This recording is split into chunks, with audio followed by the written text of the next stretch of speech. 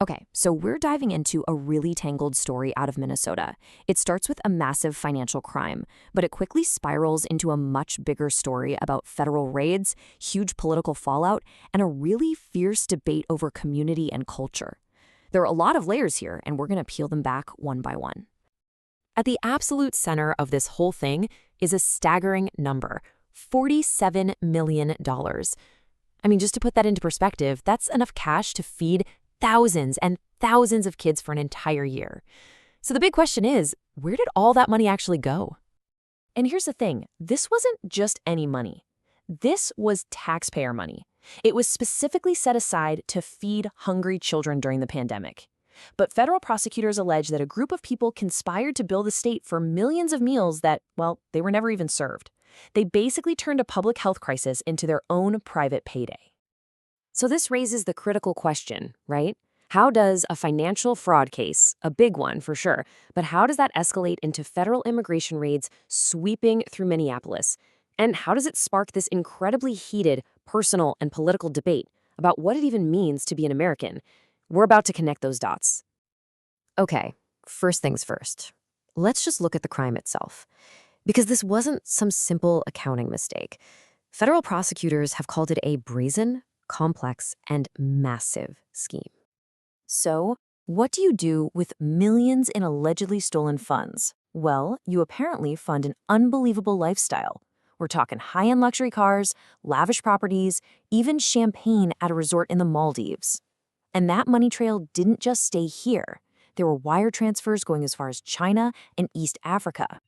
This text message, which investigators uncovered, is just so revealing.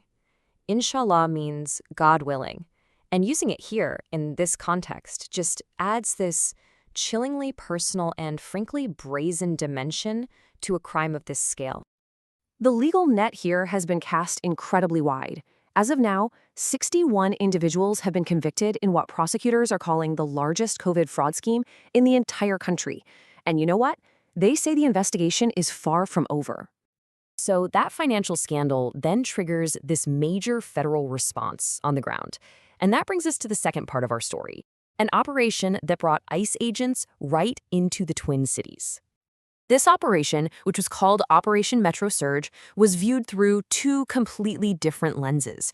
You had ICE officials who maintained that their focus was just on enforcing immigration law, period, not on targeting any specific community.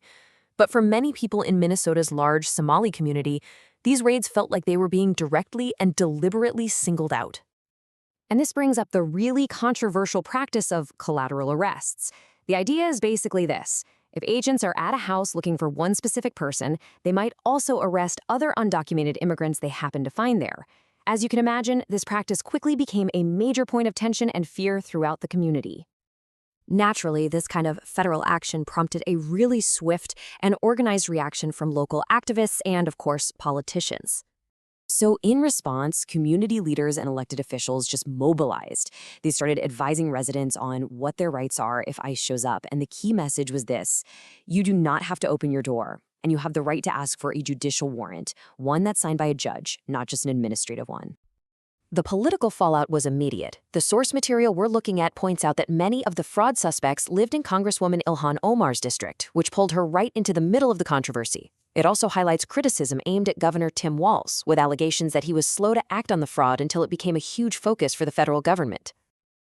Now we're going to turn to a more personal and, honestly, a much more complex part of this story. Because the source material introduces this really nuanced cultural debate, and it's all framed by the experiences of one Somali American refugee. This quote from the guest is so telling. He remembers that when he first arrived in the U.S., the very first thing he was asked by other people from his community was which tribe he belonged to back in Somalia. It was a pretty stark sign that those old world divisions were being carried right into his new life. And then he talks about this fundamental conflict he felt. His goal, his dream, was to work and integrate, to really become part of the American fabric. But the advice he says he got from others in the community was totally different. Go immediately sign up for all the government benefits you can, like Section 8 housing.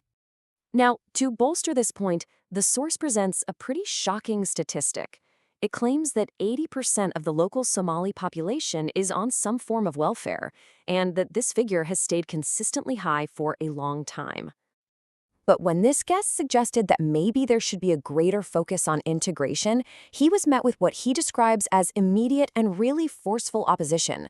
He says, in his own words, that he just wasn't ready for the pushback he got against the simple idea of assimilating into American society.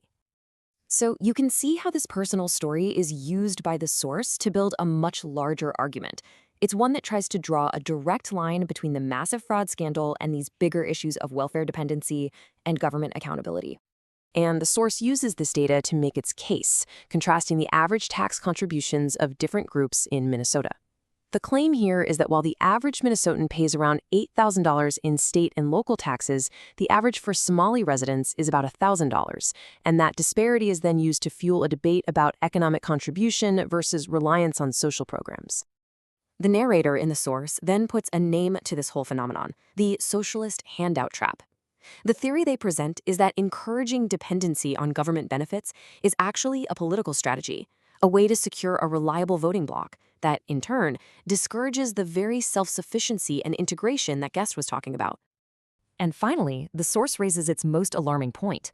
Citing federal prosecutors, it suggests the $47 million fraud they've uncovered is just the tip of the iceberg, and that some of the stolen millions may have actually been funneled to terrorist organizations back in Somalia. So what starts as a story about financial crime just completely unfolds into this complex tapestry of federal policy, political ideology, and these deeply personal questions of cultural identity.